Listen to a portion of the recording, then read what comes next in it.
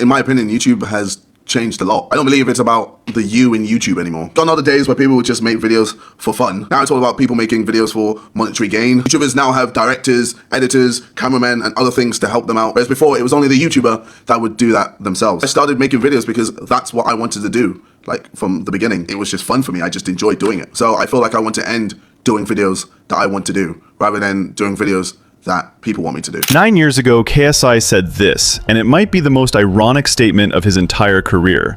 Back then, it didn't sound controversial at all. In fact, a lot of people agreed with him. YouTube was changing, and many YouTubers had stopped making videos because they enjoyed it, and were doing it because they are making money. According to him, people weren't having fun anymore. They were uploading because every click and every thumbnail meant more views, more subscribers, and more money. And at the time, that opinion actually made sense coming from him.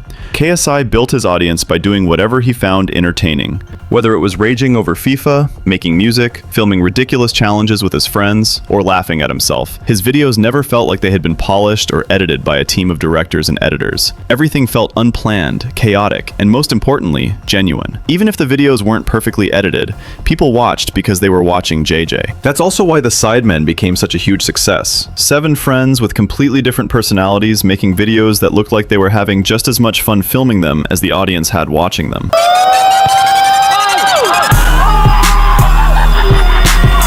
That authenticity was their biggest advantage, and KSI was right at the center of it. However, if you look at KSI today, it's hard to ignore how everything has changed. Those 9 years really do make a difference. KSI is now being associated with YouTuber products like Prime, Lunchly, Controversies, and he's literally becoming more of a businessman than a YouTuber. First of all, this is not a video hating on KSI in any way. I'm just stating what I think is obvious, and although some are my opinions, I am not hating on anyone here. And in this video, we are going to see how KSI's biggest enemy was never another YouTuber, but the version of himself he said he never wanted to become. If you asked someone 5 years ago what made KSI different from everyone else, the answer would have been pretty simple. He didn't feel corporate and was making authentic videos which were genuinely fun to watch, something that nobody would say right now.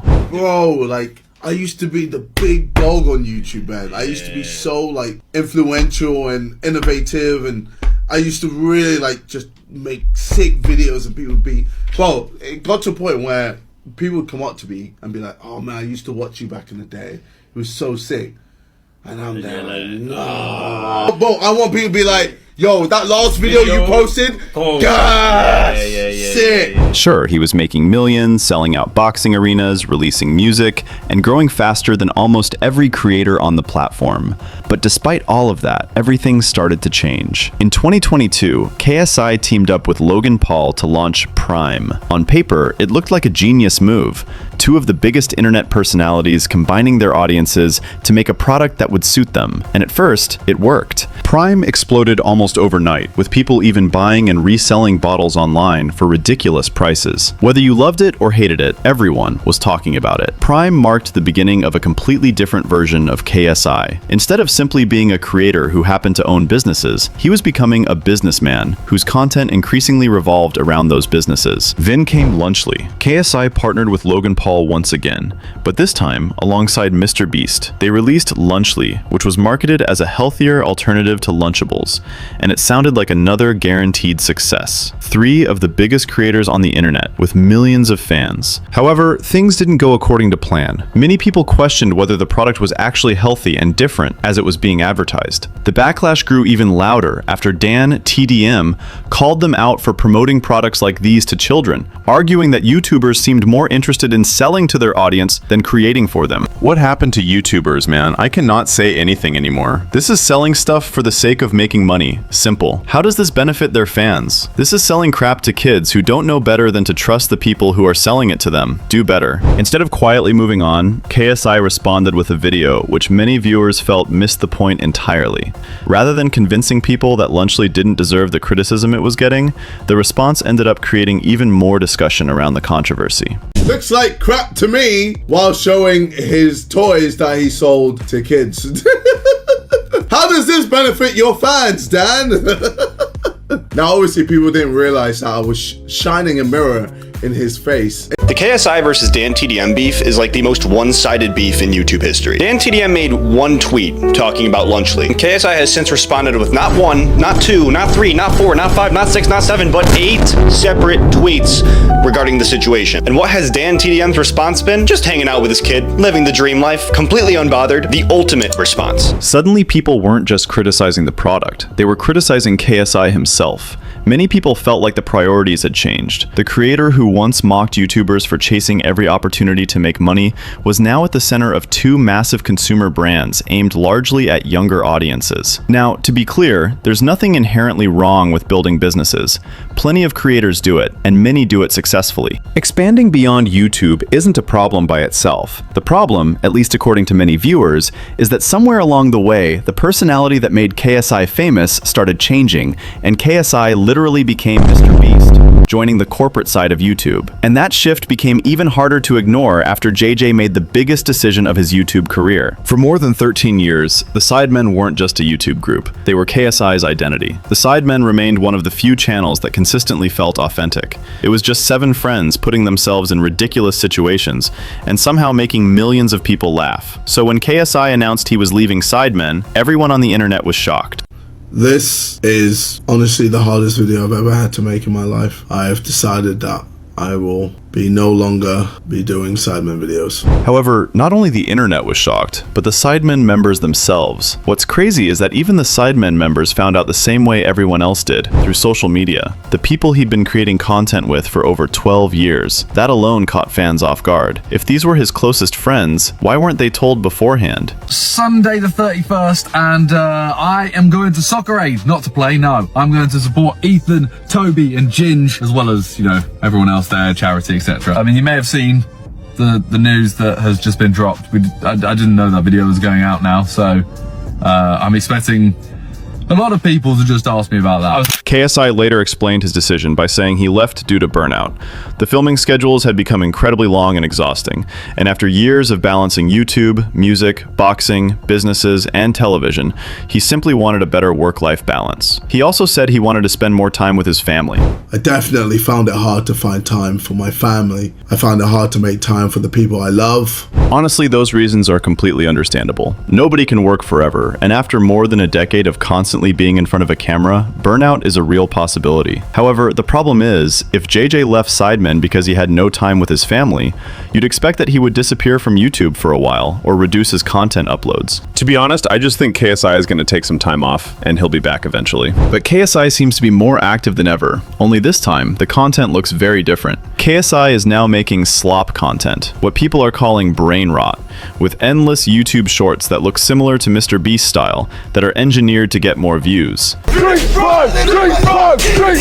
He used to mock Jake Paul for this type of stuff. Now he's become just like him, LOL. The same creator who once built his reputation on originality is now chasing whatever format is already performing well. Others say that he's pushing 40 and already too old to make such content aimed at keeping younger audiences glued to the screen. But when you combine this new style of content with everything else that had already happened, Prime, Lunchly, and the growing focus on business, it is much easier to understand why longtime fans felt disconnected. Because from the outside, it no longer looks like KSI left the Sidemen to work less. It looks like he had stepped away to build his own brand. Around the same time, several clips of KSI began spreading across social media of him bragging about how many views he gets, and that he will surpass Sidemen, and that he was basically the superstar of Sidemen. I'm trying to compete with Mr. Beast. Yeah. He gets about 4 billion every month in shorts and about 600 million long form. I mentioned the Sidemen boys, I'm gonna get more subscribers than Sidemen, and I'm also gonna get more views.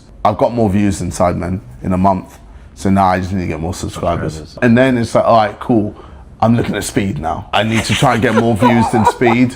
Yeah. And I need to get more. Yeah. And then after Speed, who's next? Yeah. Until I get to Jimmy. Most groups or all groups, there's always like a Harry Styles, or you know, in One Direction, or a Beyonce in Destiny's Child. You could argue that I am that of the Sidemen. Visually, outside looking in, when you think about the Sidemen, it will always be KSI. But that's just because, you know, I've done more things. There's actually nothing wrong with being ambitious. That mindset is one of the reasons he became one of the biggest creators on the internet. The issue KSI has is ego. For years, one of the reasons the Sidemen worked so well was because no single member felt bigger than the group. Every member had their own personality, but together they created something that was much larger than one individual. So when fans heard KSI talking about himself as the star of the group, many people saw his egotistical side. In another interview, he even claimed to be bigger than Speed. Who do you think's more famous? Me or Speed? Speed, mate. You're Sorry. mental, Sorry. bro. I'm You're sorry. just living in this bubble.